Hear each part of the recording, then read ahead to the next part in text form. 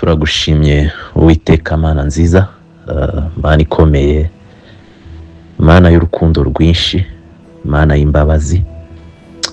Turagushimira wowe Mana isezeranya igasohoza.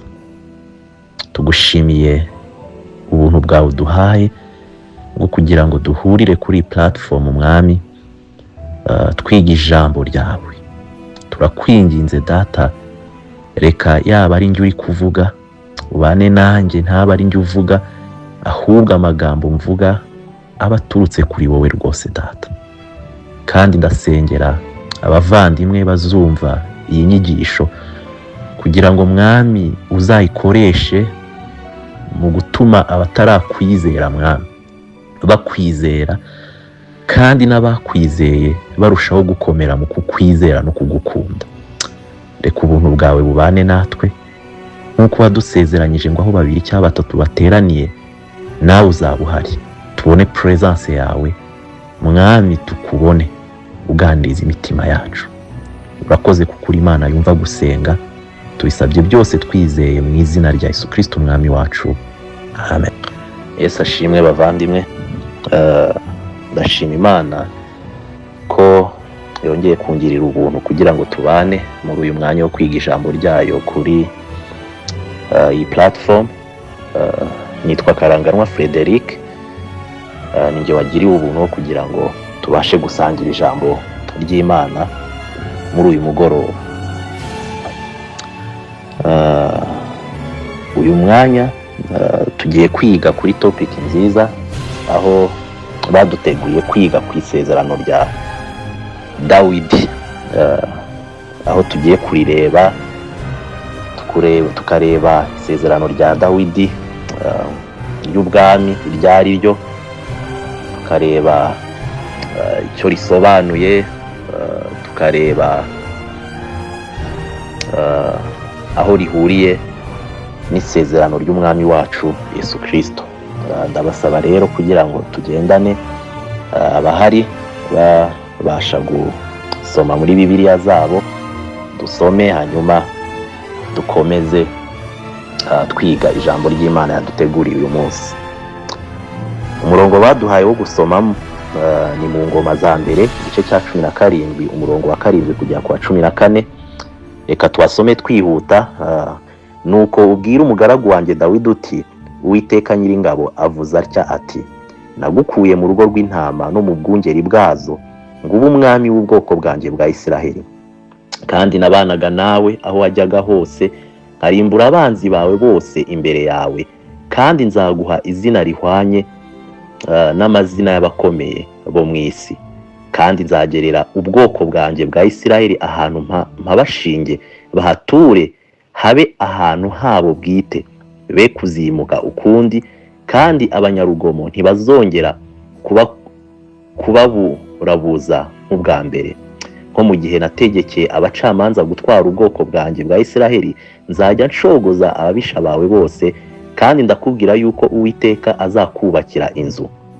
Kandi iminsi yo gusanga abasogokuruza nigera, nzahera ko mpagarike urubyaro rwawe rukuzungure, umwe wo mu bahungu bawe, nkomeze ubwami bwe, uwo niwe uzanyubakira inzu, kandi nzakomeza ingoma ye iteka ryose. Nzamubera se, nawe azambera umwami, sinzamukuraho imbabazi zanjye nk'uko nazikuye ku wakubanjirije, ahubwo nzamubesha mu nzu yanjye no mu bwami bwanjye iteka ryose, kandi ingoma ye izakomezwa iteka ryose. Ayo magambo yose nuko kwerekwa kose niko Natani yabwiye Dawidi. Amen. Aya magambo dusomye uyu munsi tubona neza ari igihe Dawidi yari amaze kwima ingoma, aho tubona ko yari amaze kuba umwami wa Isiraheli nyuma y'uko Sawuli apfa, hanyuma akabanza gutwara ubwoko bw'Abayuda, aho yayoboye aho bitaga Heburoni. Tukabona biri mu bice bya mbere, turebye mu gice cya 11 cyo mu Ngoma za mbere. Ushaka kuhasoma yazasoma. Hanyuma niho tubona Dawidi yima ingoma i Heburoni, ahamara imyaka 7 arangije kuhamara imyaka 7 ari umwami w'abayuda ubwo w'agace gato k'Abisiraheli ari bo bwoko bw'abayuda. Tukabona Abisiraheli nabo andi moko 11 iyo nawe aza akamusanga amubwira ngo ngwino utuyobore nawe natwe utubera umwami nk'uko Imana yabisezeranyije. Hanyuma aha tubona Dawidi abamaze kwima yarageze i Yerusalemu amaze gutsinda abayebusi. Icyo gihe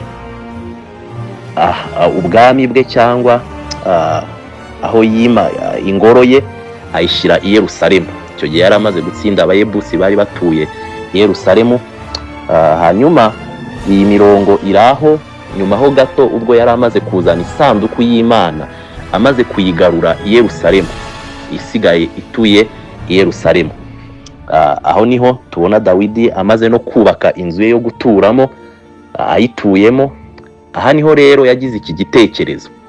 Tubona mu mirongo ya mbere ngo Dawidi ko yaraganje mu nzu ye ngo abwira umuhanuzi Natani ati dore ngewe mba mu nzu y'imyerezi ariko isanduku y'isezerano ry'Uwiteka ikaba mu ihema. Hanyuma ngo Natani asubiza Dawidi ati kora uko umutima wawe ushaka kose kuko Imana iri kumwe nawe.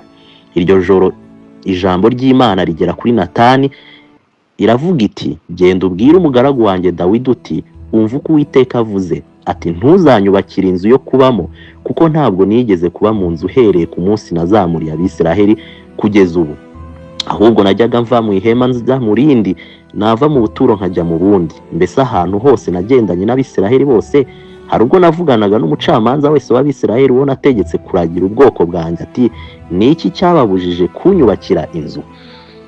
Tubona hano rero naha inkuru yacu navuga ko ishingiye aho tubona Dawidi wari umaze kwima. Hanyuma amaze kwima tubona amaze kuzana isanduku y'Imana.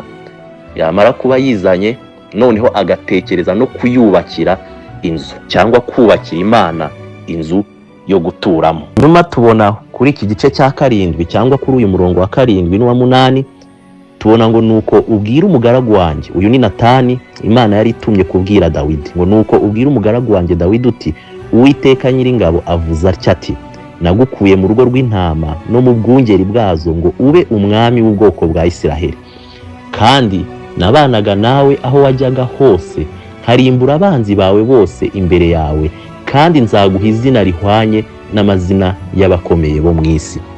Aha tubona Imana isezeranya Dawidi ibintu bikomeye, aho imusezeranya rwose kumugira umuntu ukomeye. Tubona ibanza kwerekana aho yamukuye, aho ubwayo yerekana ko yamukuye mu kuba umwungeri w'intama. Bivuga ngo iki ni ikintu gikomeye, aho mbere na mbere Uwiteka avuga ngo nagukuye mu rugo rw'intama no mu bwungeri bwazo ngo ube umwami w'ubwoko bwanjye bwa Isiraheli. Aha Dawidi akomeza yerekana ko Imana ikomeza kwereka Dawidi aho yabanje kumukura. Bivuga ngo Dawidi mbere yo kuba umwami wa Isiraheli yabanje kuba umwungeri w'intama. Tuzi umwungeri cyakora. Umwungeri icyambere yita ku ntama ze. Umwungeri aragira intama. Umwungeri azimenyera ibyo zirya. Umwungeri arazirinda. Umwungeri iyo zarwaye azitaho. Mu by'ukuri iri jambo umwungeri bigaragaza ngo Dawidi mbere yuko aba umwami w'Abisiraheli, Imana yari yamutoranyije, yari yarabanjije kumutoza uyu murimo, yari yabanje kumwereka uburyo azaragira ubwoko bwe, ariko ibanza kumureka ngo abanze abyigire ku ntama, abanza kuba umwungeri w'intama azirinda. Tubona neza iyo usomye muri Samweli wa mbere tubona ngo Dawidi avuga uburyo ngo igihe iyo idubu ryazaga rishaka kurya intama ze ngo yarayitanyaguzaga. Tubona uburyo avuga uburyo yishe idubu, tubona uburyo avuga yuko yishe intare. Bigaragara ngo Dawidi yari a good protector, yari umurinzi mwiza w'intama ziwe yaragiraga. Aha rero tubona Imana imwe ivuga aho yamukuye, aho ku murongo wa 8 kavuga ngo kandi nabanaga nawe aho wajyaga hose nkarimbura abanzi bawe bose imbere yawe, kandi nzaguha izina rihwanye n'amazina y'abakomeye bo mu isi. aha Imana ikomeza kumuha amasezerano, ikomeza kumwereka ngo cyagiye waragiraga intama, cyagiye wicaga idubu, cyagiye wicaga intare, nabanaga nawe, narakurindaga, nagendanaga nawe. Kubw'ibyo rero Imana ikomeza kwerekana ko uyu mugambi, iri sezerano Imana iri guha Dawidi iyo yariteguye kera cyane, yariteguye kera kugira ngo rizasohorezwe muri Dawidi. Aha rero haratwereka ikintu gikomeye, haratwereka uburyo iri sezerano ryari isezerano Imana yahaye Dawidi, ariko rikaba n'isezerano Imana ubwayo yirindiye. Ni Imana yaririnze, iririndira mbere cyane yuko Dawidi aba umwami, iraririnda kugira ngo Dawidi azarisohoze. Iyo dukomeje kureba mu mirongo yabanjije, tubona neza uburyo iri sezerano ry'ubwami bwa Dawidi rishingiye ku buryo Imana yaje igatura mu bwoko bwayo. Bivuga ngo igihe Dawidi yari amaze kwima, mu by'ukuri umwami yari amaze kuboneka. Ariko nubwo umwami yari amaze kuboneka, tubona neza ko igihe isanduku y'Imana yageraga i Yerusalemu, ni ukuvuga ngo n'Imana ubwayo yari ije kwima muri icyo gihugu. Ahangaha bivuga ngo isezerano ry'ubwami bwa Dawidi ryari rifatanye no kuba ubwami bw'Imana aribwo buzaza bukayobora Isiraheli.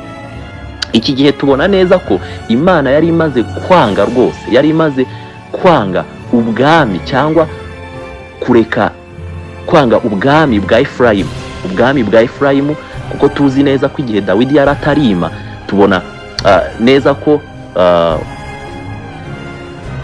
ubwami bwari bushingiye rwose ku muryango w'Ababenjamini, aho tubona ko Sawuli ari we wari uyoboye.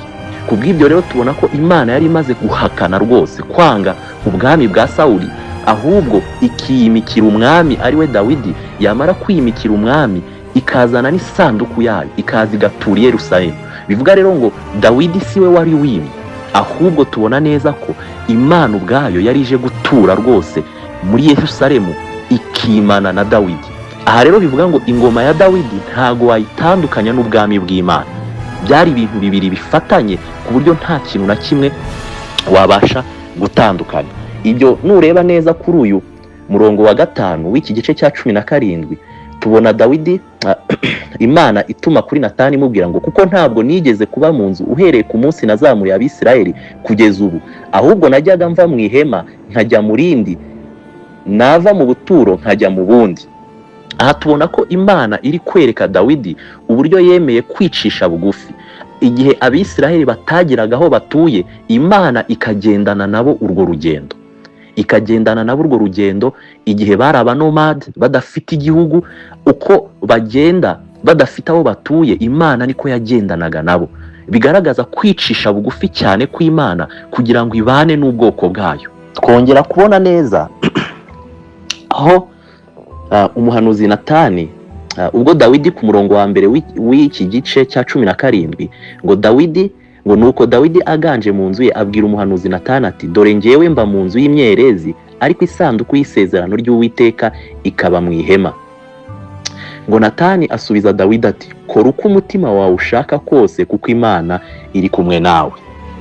Mu by'ukuri nubwo iyi mvugo Natani yari akoresheje itari imvugo ikwiriye, aho yabwiye Dawidi ngo akora uko umutima we ushaka, ngo kuko Uwiteka ari kumwe nawe, ariko tubona neza ko munsi Imana nayo ubwayo ikonfaminga ibi bintu Natani yamubwiye. Aho tubona ku murongo wa 8 ngo kandi ngo nabanaga nawe aho wajyaga hose, nkarimbura abanzi bawe bose imbere yawe, kandi nzaguha izina rihwanye n'amazina y'abakomeye bo mu isi. Bivuga ngo Imana ahangaha ikonfaminze, yemeje ibyo Natani yari ari kubwira Dawidi. Aho Dawidi yatekerezaga kubakira inzu Imana, ariko Natani agahita amusubiza amubwira ngo nakora uko ashaka, uko umutima we umubwira, ngo kuko Uwiteka ari kumwe nawe.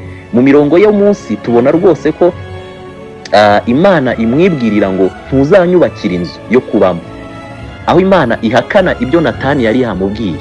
Nibyo koko nagendanye na Dawidi, nibyo koko nabanye na Dawidi, ariko si uzanyubakira inzu.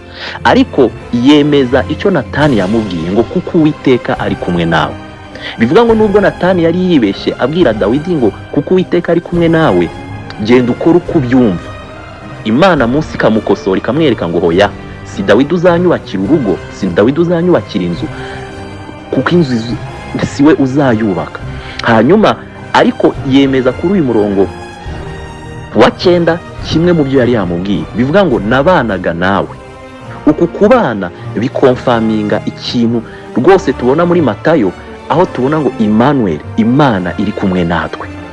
Bivuga ngo Dawidi yazanye no concept yo kuvuga ngo Imana yaramanutse ibana natwe, nkuko Dawidi Imana iri kumubwira ngo nabanaga nawe, aho wagendaga hose nabanaga nawe, narakurindaga, nabaga ndi hafi yawe. Ibyo rero bitwereka icyo Imana iza gusohoza, yerekana icyo yashakaga kuvuga muri Matayo, aho yavugaga ngo azitwa Emmanuel, Imana iri kumwe natwe. Hanyuma dukomeza tureba ku murongo wa 9, aho Imana ikomeza kubwira Dawidi ngo kandi nzagerera ubwoko bwanjye bwa Isirayeli ahantu nkabashinge, bahature habe ahantu habo bwite, be kuzimuka ukundi, kandi abanyarugomo ntibazongera kubaburabuza nk'ubwa mbere. Nko mu gihe nategekeye abacamanza gutwara ubwoko bwanjye bwa Isirayeli, nzajya nshogoza ababisha bawe bose, kandi ndakubwira yuko Uwiteka azakubakira inzu. Aha turabonamo ikindi kintu gikomeye, aho ibyo Dawidi yari yamaze kwiyemeza, aho we yumvaga abwira umuhanuzi Natani ngo ndashaka kubakira Imana inzu. Tubona neza kuri uyu murongo wa 10 Imana ubwayo imubwira ngo hoya, si wowe uzanyubakira inzu, ahubwo ninjye ushaka kukubakira inzu. Iyo turebye neza ibi Imana iri kubwira Dawidi ngo nzakubakira inzu, mu by'ukuri ntago bivuze ko Imana yari igiye kubakira inzu ifatika Dawidi, kubera ko tubona ko Dawidi n'ubundi yari yaramaze kubaka inzu. Kandi iyo nzu nko ku murongo wa mbere ko batubwira ngo nuko Dawidi aganje mu nzu ye abwira umuhanuzi Natani ati dore ngewe mba mu nzu y'imyerezi, ariko isanduku y'isezerano ry'Uwiteka ikaba mu ihema. Bivuga ngo Dawidi yari asanzwe ari mu nzu y'imyerezi, ayituyemo inzu nziza rwose. Kubw'ibyo kuri uyu murongo wa 10 Imana kumubwira ngo ngiye kukubakira inzu, ntabwo ari ukumubwira ngo ngiye kukubakira inzu iyi yo guturamo, ahubwo Imana iri kumubwira ngo nzakubakira ubwami, nzagukomeza, nzakugira umwami ukomeye rwose. Bivuga ngo Imana iri kumubwira ngo ngiye kukubakira ubwami, ubwami bwawe buzaba ubwami butanyeganyezwa. Aha rero tubona aho Dawidi yagambiriye kubakira Imana inzu, ariko Imana yo iramubwiye ngo hoya, ntabwo ari wowe uzanyubakira inzu, ahubwo ni njyewe ubwanjye uzakubakira inzu, kuko nzubaka ubwami bwawe bugakomera, bugashinga imizi i Yerusalemu, bugahora bwibukwa iteka ryose. Hanyuma umurongo wa 11 turabonamo Imana ikomeza gusezeranya Dawidi, iramubwira ngo kandi iminsi yawe yo gusanga abasogokuruza nigera, nzahera ko mpagarika urubyaro rwawe rukuzungure, umwe wo mu bahungu bawe nkomeze ubwami bwe, uwo niwe uzanyubakira inzu, kandi nzakomeza ingoma ye iteka ryose. Aha tubona umwana wa Dawidi, umwana w'Imana. Aha tubonamo isezerano rikomeye cyangwa nk'umutima w'iri sezerano. Iri sezerano Imana yahaye Dawidi tubonamo ikintu gikomeye, aho Imana imubwira ngo nzaguha umwana, kandi uwo mwana rwose azayobora mu rukiryi rwawe, azayobora nyuma yawe, nuvaho niwe uzayobora. Ibi tubibona neza ko byasohoye rwose. Umwana wa Dawidi arayobora igihe Dawidi yapfaga, ari we Salomo. Tubona ko Salomo yayoboye rwose Isiraheli, ariko mu by'ukuri ntabwo tubona iri sezerano rikomereza muri Salomo wenyine. Kubera iki? Kubera ko uyu murongo wa 12 aho Imana ibwira Dawidi ngo uwo niwe uzanyubakira inzu, kandi nzakomeza ingoma ye iteka ryose, turacyakomeza kubona ngo inzu, tugakomeza kubona ngo umwana. Ariko mu by'ukuri hari ikintu Imana ivuze kuri uyu murongo ngo uwo mwana nzaguha ngo azayobora iteka ryose. Mu by'ukuri iyo dusomye ibyanditswe tubona ko Salomo atayoboye iteka ryose. Kubera iki? Kubera ko tubona ko Salomo yarayoboye, arangije agomera Imana. Amaze kugomera Imana, tubona rwose ubwami bucikamo kabiri, igice cyo haruguru gitwarwa na Yeroboamu, hanyuma Salomo asigara uwamukomotseho ariho Rehobowamu umwana we asigara ayoboye ubwoko bumwe gusa bw'abayuda. Ariko mu by'ukuri tubona ko Salomo yapfuye, ntago yayoboye iteka ryose. Bivuga rero ngo umwana wa Dawidi ntago ari we Imana yari iri kuvuga, uwo yabyaye mu rukiryi rwe si we yavugaga ko azayobora iteka ryose, ahubwo yavugaga undi. Ese uwo nguwo ninde? Kugira ngo twumve uyu mwami w'iteka Imana cyangwa umwana w'iteka, umwami w'iteka Imana iri gusezeranya Dawidi, turebe muri Zaburi igice cya 2 umurongo wa 7. Nudushaka duhere ku wa 6 ngo iti ninjye wimikiye umwami wanjye kuri Siyoni umusozi wanjye wera. Ndavuga rya tegeko Uwiteka yarambwiye ati uri umwana wanjye, uyu munsi ndakubyaye, saba nzaguha amahanga ngo abe umwandu wawe. Turebe mu byakozwe n'intumwa igice cya 13 umurongo wa 33. Haranditse ngo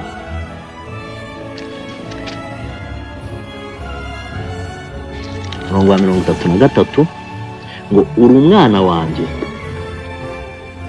Duhere ku 32 ngo natwe turababwira inkuru nziza y'isezerano ryasezeranijwe ba sogokuruza, yuko Imana ari twe yabisorejeho twebwe abana babo ubwo yazuraga Yesu, nk'uko byanditswe muri Zaburi ya 2 ngo uri umwana wanjye, uyu munsi ndakubyaye.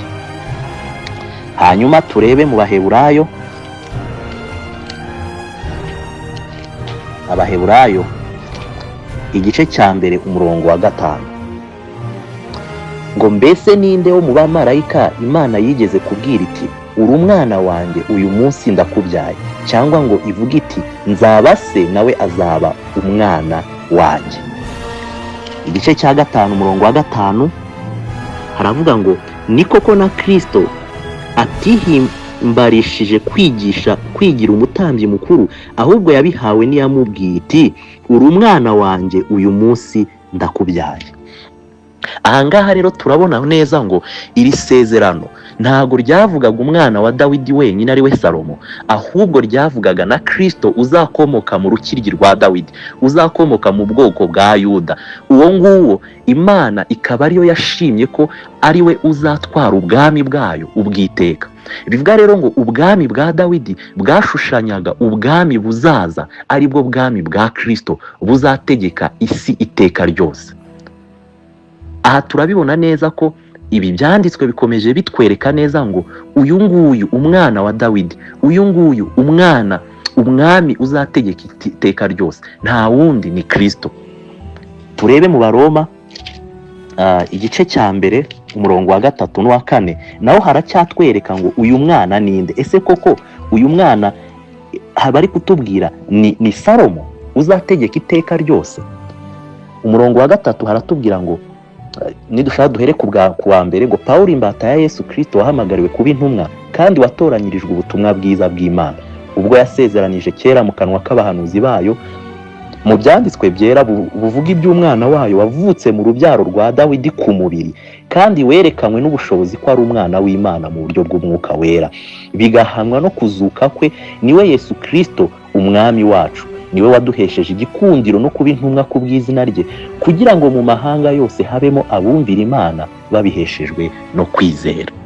Nguyu uwo mwana wa Dawidi w'iteka ryose ni Kristo uzategeka iteka ryose, ni Kristo Mesiya uzaza ku isi akayobora ubwoko bw'Imana, agatura mu bantu be Emmanuel, Imana iri kumwe natwe, akayobora abo Imana yaremye kugira ngo yongere abagarure mu bwami bw'Imana, yongere abagarure mu kuyoborwa n'Imana. Abari baratatanye basigaye biyobora, Kristo abayoboresha inkoni rwose abereka ubwami bw'Imana, abayobore mu nzira yo gukiranuka. Ikindi tureba kuri iyi mirongo ni ukwibuka umwami nk'umuhuza.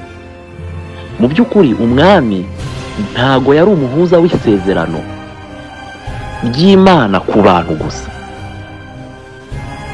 aho tubona neza ko umwami iri sezerano ry'ubwami Dawidi yari ahagarariye yahuzaga Imana n'abantu. Ntago icyo ngicyo aracyo yari yashinzwe gusa, kugira ngo tubibone neza. Nureba mu ngoma za mbere igice cya 11 tubona neza ngo igihe Dawidi yari amaze gutoranywa kugira ngo abe umwami wa Isiraheli, ngo yarahiriye cyangwa yarahiriye uburyo azayobora Abisiraheli imbere y'Uwiteka. Bivuga ngo ibi byose biri kugaragaza ubwami bw'Imana, uburyo bwari buhuye rwose n'ubwami bwa Dawidi. Aho Dawidi yarahiriye imbere y'Imana, bivuga ngo yarasezeranyije ubwoko bwa Isiraheli ko azabayobora mu buryo Imana ishaka, mu buryo Imana yategetse, mu gukiranuka kwayo akurikije ijambo ryayo. Rero Dawidi ntago yari umuhuza w'Imana n'abantu gusa, ahubwo yari n'umuhuza w'abantu n'Imana. Tubona neza ko nusoma ibi bitabo, yaba ingoma za mbere cyangwa abami ba mbere, tubona igihe nyuma y'ubwami bwa Dawidi, tubona neza ko Imana ikomeza kugenda ivuga abami bose bagendaga bagerageza, abatsindwaga ikavuga ngo mbagiriye imbabazi kubw'umwami, ku bwa Dawidi wankiranukiraga, mbagiriye imbabazi ku bwa Dawidi wankiranukiraga. Ibyo tubibona kuri ba Manase, ibyo tubibona ku bandi bami bose bagiye bakurikira Dawidi, aho bagendaga bagomera Imana, ariko Imana ikabagirira imbabazi ngo ku bwa Dawidi no ku bw'isezerano ryayo. Bivuga rero ngo Dawidi ntago yari umuhuza w'Imana n'abantu gusa, ahubwo yari n'umuhuza w'abantu n'Imana, aho yari mediator, aho yari ahagaze hagati ahuza abantu n'Imana, kugera naho Imana ivuga ngo aba bantu mbagiriye imbabazi ku bwa Dawidi umugaragu wanjye. Bivuga ngo si ku bwabo, si ku bw'ibyo bakoze, ahubwo ni ku bwa Dawidi umugaragu wanjye wankiranukiye, wayoboye ubwami bwanjye nk'uko nabishakaga. Ku bw'ibyo rero nubwo bangomeye ndababariye ku bw'umwami Dawidi. Iri sezerano ry'umuhuza tubona nubwo ari Mose waritangiye, ubwo yahuzaga Abisiraheli n'Imana, rigakurikirwa na Yosuwa, ariko tubona neza rwose ko ryashingiye imizi muri Dawidi. Aho tubibona ntabwo turi buhasome hose, ariko muzakurikize pattern y'ibi byanditswe, aho nyuma ya Dawidi abandi bami bose nta numwe Imana ivuga ngo nguhaye imbabazi ku bwawe cyangwa ubwami bwawe bugumyeho ku bwawe, ngo ahubwo mbigiriye umugaragu wanjye Dawidi.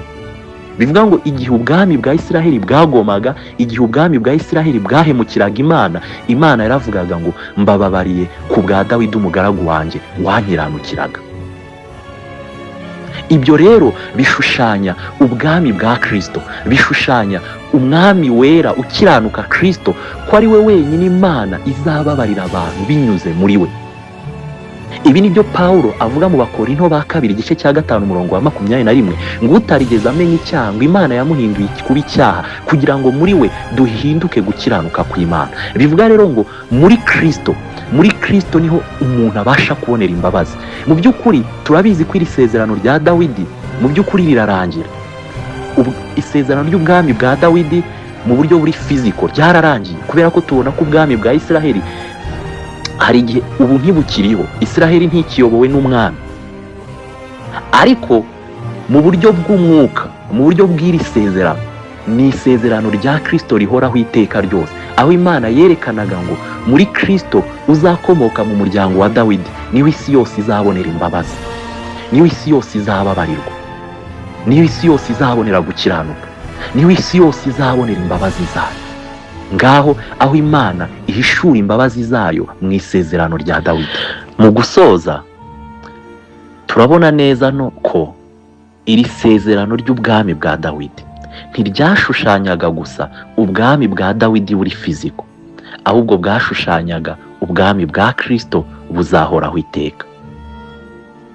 Icya kabiri, tubona neza ko imbabazi tubonera neza nidusoma kuri uyu murongo wa 13, aho Imana ivuga ngo nzamubera se nawe azambera umwana, sinzamukuraho imbabazi zanjye nk'uko nazikuye kuwakubanjirije, ahubwo nzamubesha mu nzu yanjye no mu bwami bwanjye iteka ryose, kandi ingoma ye izakomezwa iteka ryose.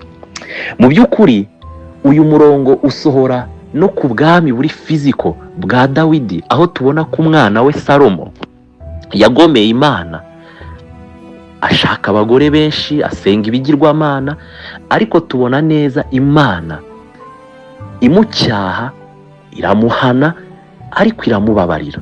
Tubona uburyo Imana yamubwiye, yamutumyeho umuhanuzi, yatumye ku mwana we yamutumyeho umuhanuzi iramubwira ngo kuko wangomeye umwana wawe nzamwaka ubwami imiryango 11 y'Abisiraheli, ariko ku bwa so Dawidi wankiranukiye nzamusigira ubwami, ntazigera abura ubwami mu bwami bwa Isiraheli, nzamusigira ubwoko bwa Yuda, nibwo Rehobowamu umwana wawe azayobora. Bivuga rero ngo iri sezerano ryarakomeje. Nubwo Salomo yagomeye Imana, ariko iri sezerano Imana yahaye Dawidi yararisohoje, ngo nzacyaha umwana wawe, nzamukubita rwose, ariko ubwami ntibuzigera buva mu biganza byawe. Kubera iki? Ngo kubera Dawidi. Iri sezerano rero ni naryo rikurikira rikomeza no muri Kristo. Bivuga ngo uyu mwana w'Imana ari we Kristo wahaniwe ibyaha byacu, ashyirwaho Imana iramushenjagura. Yesaya 53:10 imushenjaguye mu cyimbo cyacu. Ubwo Yesu yari afashe cya gikombe, Matayo igice cya 26 ari Getsemani, icyo gikombe cyari cyuzuyemo umujinya w'Imana.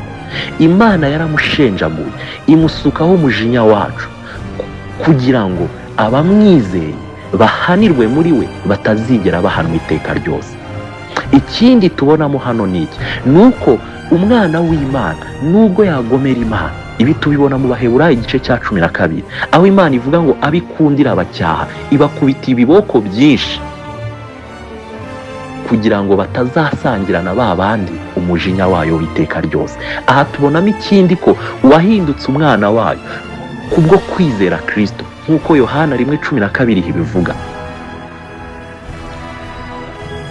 Uwizeye Yesu ahinduka umwana w'Imana. Uwo rero wahindutse umwana w'Imana niyo yagomera Imana, ariko Imana ntiyigera irekurira isezerano. Bivuga ngo iri sezerano riri itano, ntiyigera imurekura, ahubwo iramucyaha kugeza igihe yongera ikamwigarurira. Rero ibi byerekana ko umwizera rwose bidashoboka ko yatakaza agakiza. Kubera iki? Kubera ko yahaniwe muri Kristo. Yahaniwe muri Kristo. Muri Kristo niho igihano cye cyabereye. Niyo yashaka gutana, Imana irongera ikamucyaha, ikongera ikamugarura. Bivuga rero ngo iri sezerano rireba kuri Kristo Imana yashenjaguye ku bwacu, rikanareba no kuri Salomo Imana yahannye ariko ntiyamukuraho imbabazi za se kuko se yayikiranukiye. Riranatureba natwe abizera ko n'igihe wacumuye, igihe wababaje Imana, igihe wayiteye agahinda, ukwiriye kwegera intebe y'ubuntu bw'Imana ukayisaba imbabazi, ariko ntizigere ikuvuvunura mu biganza byayo, kuko abikundira abacyaha. Izagucyaha nibyo, izagukubita iminyafu, ariko ntuzigera urimburanwa n'abatarumviye Imana. Ikindi hano twiga ni uko iri sezerano ritwereka ko Kristo ari umwami wo gukiranuka.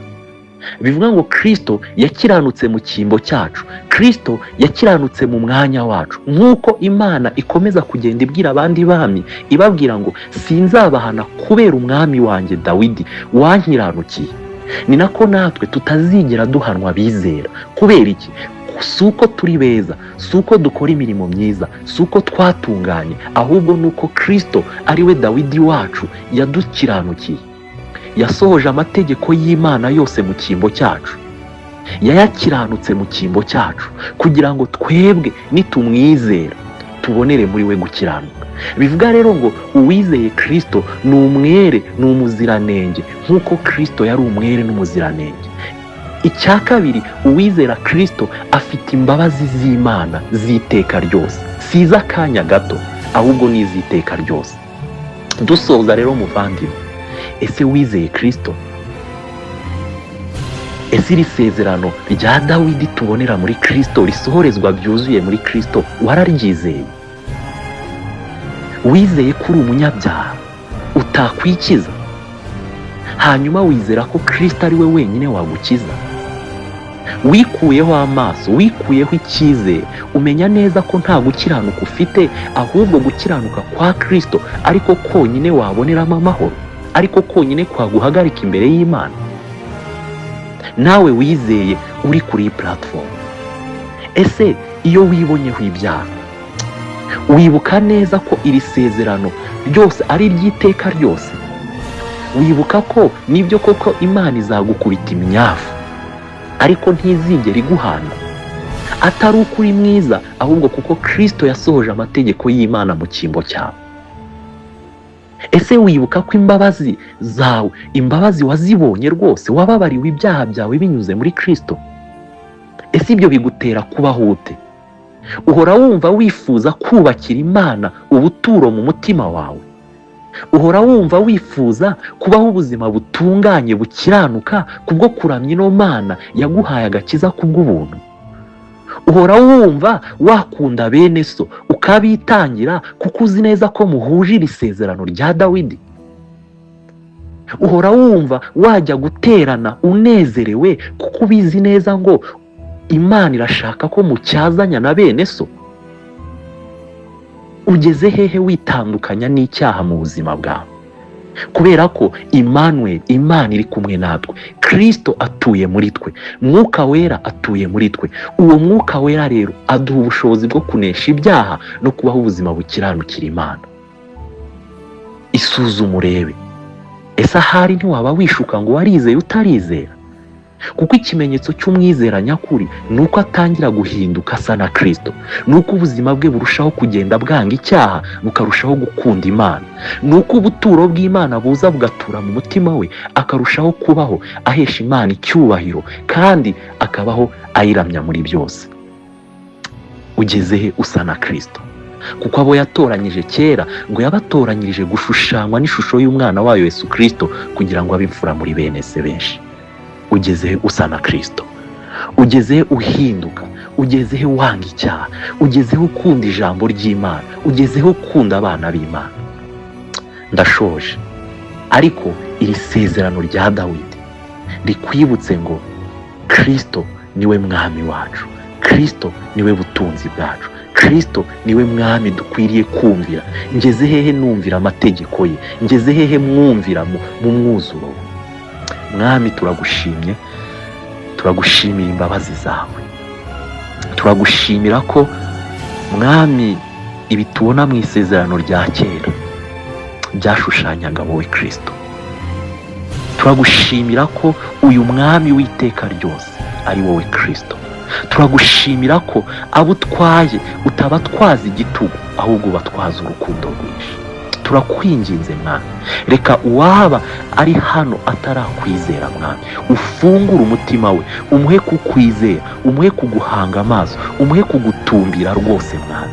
Kandi n'uwaba yarakwizeye rwose Mwami, umuhe kubaho ubuzima bugukunda, umuhe kubaho ubuzima bukumvira Mwami. Udushoboze kubaho rwose tuguhesha icyubahiro Mwami, tuba umunyu w'isi, tuba umucyo w'isi, abatubona bose bahimbaza izina ryawe ku bwacu Mwami.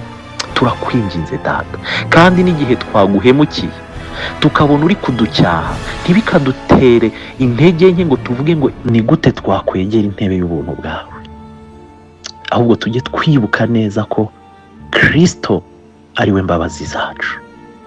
Bidutere umwete wo kwegera intebe y'ubuntu bwawe, twihana rwose, dufite gushira amanga ko utwakira, kuko Kristo yakiranutse mu cyimbo cyacu, kandi Kristo yahaniwe ibyaha byacu byose.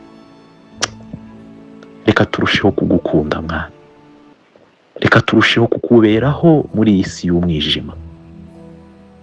Turakwinginze Data, reka umurimo wawe urusheho kwaguka rwose, isi yose imenye Kristo, kandi amavi yose amupfukamire, amuramye, kuko ni umwami w'abantu, ni umwami uruta abandi bose, ni umwami wo guhimbazwa. Tubisabye byose twizeye izina ry'umwana wawe Yesu Kristo, we byiringiro byacu, we mahoro yacu. Amen.